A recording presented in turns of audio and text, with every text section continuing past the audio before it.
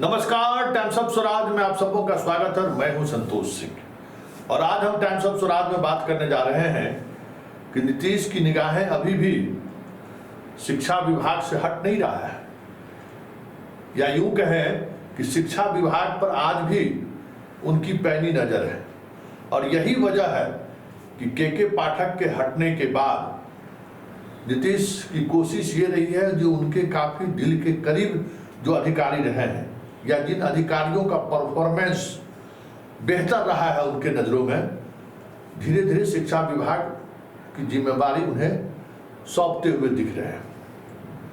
याद होगा, हमने कुछ दिन पहले ही, अभी 3-4 दिन पहले ही मैंने खबर चलाई थी कि शिक्षा विभाग में एस सिद्धार्थ के रहने के बावजूद भी 2 महत्वपूर्ण पद, प्राथमिक निदेशक और माध्यमिक निदेशक का पद खाली है और इसकी वजह से काफ़ी नीतिगत निर्णय लेने में परेशानी हो रही है विभाग के लोगों को। चलिए, बहाली हो गई है, मतलब बहाली नहीं, मतलब पोस्टिंग हो गई है। पहली बार माध्यमिक निदेशक के तौर पर किसी सीधे आईएएस अधिकारियों को बिठाया गया और जिनको मध्याह्न भोजन का विचार दिया गया। सहयोग देखिए कि जिस समय हमारा और समस्तीपुर डीएम के बीच संवाद चल रहा था, कल रात को ही जो हमने वो खुलासा किया है कि शिक्षक नियुक्ति में किस तरीके से बड़ा खेल हुआ है, उस संदर्भ में संवाद चल ही रहा था। और संवाद में जिस तरीके से तथ्यों पर, एक एक तथ्यों पर बात हो रही थी, हमें लगा कि उन्हें ये जानकारी नहीं थी कि उनका तबादला होने वाला है चंद मिनटों बाद ही। बातचीत के दौरान ही वो अचानक खामोश होते हैं और थोड़ी देर बाद मुझे नोटिफिकेशन का कॉपी आ जाता है।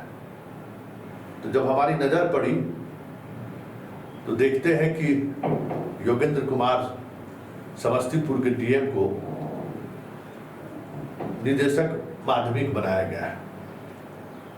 खुशी भी हुई, थोड़ा अफसोस भी हुआ कि जिस ऑपरेशन की शुरुआत हम लोगों ने की थी, वहाँ के स्थानीय मीडिया कर्मियों का भी बड़ा योगदान है। हम तो समझिए बीच में तब कूदे जब लगा कि स्थानीय मीडिया के साथियों के आवाज़ को ये लोग कमज़ोर करना चाह रहे हैं, क्योंकि मेरे पास पहले से पूरा डाटा था। इलेक्शन के समय ही वो डाटा मेरे पास आ गया था, लेकिन कार्य की व्यस्तता की वजह से और लगातार खबरों की दुनिया में बने रहने की वजह से वो खबरें छूट गई थी कहीं, लेकिन मेरी जानकारी जेहन में था। जैसे ही हमारे मित्र लोगों ने खबर चलाने शुरू की, उस मेरे संज्ञान में था ही। लेकिन जहां अटैक करना था, स्वाभाविक तौर पर पूरे प्रोसेस को आप जब समझेंगे ना, तब आपको पता चलेगा कि इस पूरे भ्रष्टाचार का प्राण आत्मा मतलब कहाँ है, नाभि में है या फिर कहीं और है। तो वो चीजें कहीं न कहीं जब उस पर हमने गौर किया तो लगा कि भाई, प्राण जनरेट करने वाला अधिकारी तो मुख्य कल्पित है, उसे तो बड़ी जिम्मेवारी दी गई थी। और इस बात को डीएम तुरंत तत्काल संज्ञान में ली कि सही बात है संतोष जी, प्राण ही तो मेन चीज है, प्राण जनरेट कैसे हो गया। खैर, उम्मीद करते हैं कि इनके जाने के बावजूद भी जो कमेटी गठित की गई है वो कमेटी काम करेगी और कार्रवाई होगी। लेकिन बड़ी खबर ये है, जिस खबर पे हम चर्चा करने जा रहे हैं, कि नीतीश की अभी भी नजरे इनायत शिक्षा विभाग पर है।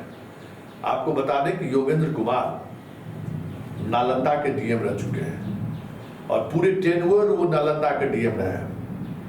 और उनकी खासियत यही है कि सिर्फ दिखाने के लिए नहीं, व्यवहार में भी ये ऐसे अधिकारी रहे हैं कि नालंदा से जब इनका समस्तीपुर ट्रांसफर हुआ तो एक बैग उठाए हुए समस्तीपुर पहुंचे बस स्टैंड में, किसी ने पहचाना भी नहीं किए नालंदा के डीएम है और अभी समस्तीपुर डीएम के पद पर ज्वाइन करने के लिए आए। जब कलेक्ट्रेट में जब वो पहुंचे ज्वाइन करने के लिए, तब लोगों को पता चला कि डीएम साहब आए हुए, साधारण एक ब्रीफकेस के लेके। समस्तीपुर से भी हमें लगता है कि ये इसी तरीके से निकलेंगे, किसी को जानकारी भी नहीं मिलेगी। लेकिन एक खासियत है कि जब ये चलते हैं तो साथ कैमरा नहीं चलता है। ये इनका कह सकते हैं कि दुर्गुण खासियत मत कहिए, दुर्गुण। आजकल ये दुर्गुणे होगा कि इतनी सादगी के बावजूद भी कैमरा वाले को साथ लेकर नहीं चलते, मतलब तो दुर्गुण होगा। खैर, नीतीश कुमार के बहुत ही चहेते अधिकारी हैं। नीतीश कुमार काफ़ी भरोसा करते हैं और हमें लगता है कि जहाँ जिस पद पर इन्हें बिठाया गया है, 8, 9, 10, 11, 12, इनको 9, 10, 11, 12 इनको देखना है, लेकिन मध्याह्न भोजन इनके जिम्मे में है। मतलब 1 to 8 भी इनके कहीं न कहीं प्रभाव में रहेगा। तो मतलब साफ है, सिद्धार्थ के पास वक्त नहीं है। ये बात सीएम भी महसूस कर रहे होंगे, कर ही रहे थे, क्योंकि शिक्षा विभाग के कई ऐसे डिसीजन इस बीच में हुए हैं जिसको लेकर अब कानाफूसी शुरू हो गया है। और अब खबर देखिए, ये अगर खबर देखिए कि भाई प्रिंसिपल बनने के लिए अगर चंदा वसूली हुआ है तो ये तो समझिए प्रकाष्ठा है कि प्रिंसिपल का प्रभार हमें मिले, इसके लिए एक मोटी रकम वसूल करके शिक्षा विभाग में पहुंचाया गया है। अगर इस खबर में सत्यता है तब तो प्रकाष्ठा है। और हमारे पास कोई भी ऐसी खबरें नहीं आती है, जो सूत्र के हवाले से भी जो खबर रहती है ना, वो एक सिस्टम के सहारे हमारे पास पहुंचता है। इसलिए बहुत कम गुंजाइश रहती है बाएं दाएं होने का। ऐसा नहीं कि नहीं होता है, होता है, लेकिन गुंजाइश उसके कम होते हैं। तो ये स्थिति है, इसको आप क्या कहेंगे? तो चलिए, तो एक बात समझ लीजिए कि इनके आने से और चीजों में बदलाव ही नहीं आएगा, शक्ति भी बढ़ता जाएगा। और जितने जिला के डीपीओ और जिला शिक्षा पदाधिकारी हैं, के पाठक जिस तरीके से शक्ति बरतते होंगे, उससे कहीं बड़ा शक्ति योगेंद्र कुमार बरतेंगे। और ऐसे तमाम भ्रष्ट अधिकारी जो जिला में हैं, अपना बोरिया बिस्तर बांध लीजिए, क्योंकि ये आप ही पर नियंत्रण करने के लिए इनको नीतीश कुमार वहां भेजा है। क्योंकि पता चल गया आप नीतीश कुमार को कि पूरे शिक्षा विभाग में जो अराजकता की स्थिति है ना, उस विभाग का अधिकारी है सबसे ज्यादा जिम्मेवार। पूरे बिहार के शिक्षा विभाग का भ्रष्टाचार का जो प्राण वायु है ना, वो जिला में जो शिक्षा विभाग में तैनात पदाधिकारी है, उन्हीं में छुपा हुआ है। तो जैसे ही उसका बंद होगा ना, सारा सिस्टम जगह पर पहुंच जाएगा। अब देखना यह है कि योगेंद्र कुमार इस पूरे विभाग को किस तरीके से चलाते हैं।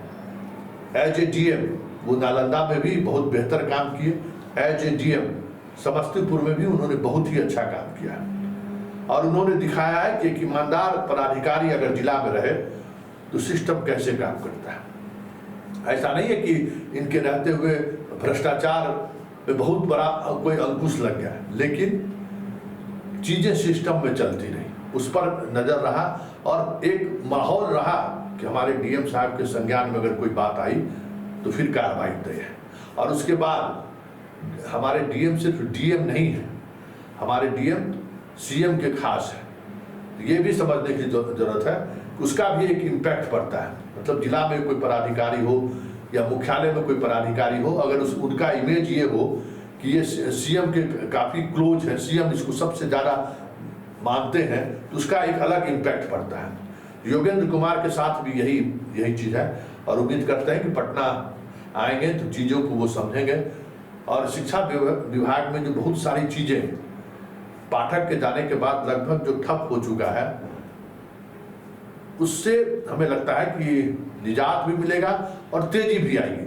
अब इनके आने से एक बात भरोसा बता देते हैं, हम बार बार आपको कहते थे कि सिद्धार्थ और सुनील कुमार से ट्रांसफर पोस्टिंग नहीं होगा, लेकिन योगेंद्र कुमार के आने से हमें उम्मीद जगी है कि ट्रांसफर पोस्टिंग की जो प्रोसेस है ना, प्रोसेस में सिर्फ तेजी ही नहीं आएगा, इसको ये इम्प्लीमेंट भी कर सकते हैं, क्योंकि इनके पास वो सारा स्किल, फील्ड का अनुभव है ही, वो स्किल भी है जिसके सहारे पूरे शिक्षा विभाग को अपने तरीके से नियंत्रित कर सकते हैं।